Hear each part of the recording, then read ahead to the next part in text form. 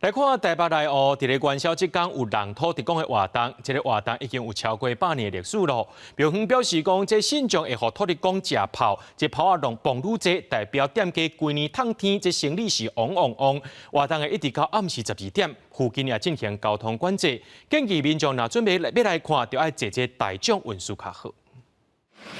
土地公先叫一个到位，炮仔放袂停，现场闹猜猜，信众用炮仔互土地公接炮。今年元宵暝，伫台北内湖景头福德寺这间有100年历史的土地公庙，拢会举办让土地公的活动。沿路的店家民众会准备炮仔放伫神桥顶悬。庙方表示，炮仔愈多，代表今年的财富就会旺旺来。咱这个人土地公呢，一方面是感谢土地公一年来的保庇。 互咱即个农业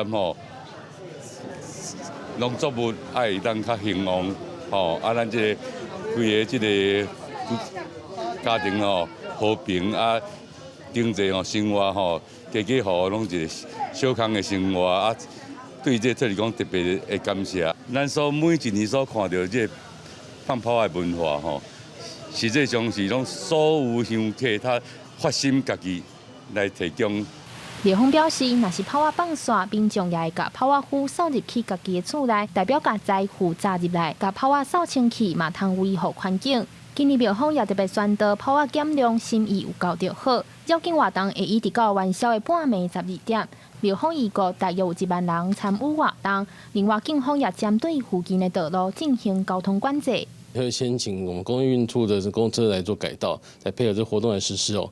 但是相对的，也希望大众的民众都会参加我们这样活动的时候，也可以搭乘那个大众捷运和公车来这边来做周边下车之后，再走到我们的活动现场。警方表示，这个民俗活动是内湖的大代志。警方也提醒要参与活动的民众，炮仔有危险性，建议莫离伤远，挂好喙安目镜，保护家己的安全。记者张家嘅社区台北报道。